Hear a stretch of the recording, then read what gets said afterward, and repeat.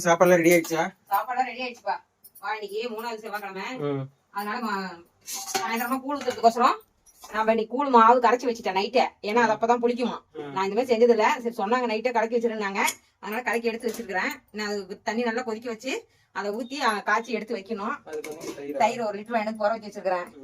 நம்ம வீட்டுல இன்னைக்கு காலையில டிஃபனும் மத்தியான சாப்பாடு என்ன செஞ்சுக்கிறேன்னு பார்க்கலாம் வாங்க. ஆவி பறக்க இட்லி ஊத்தி வச்சாச்சு.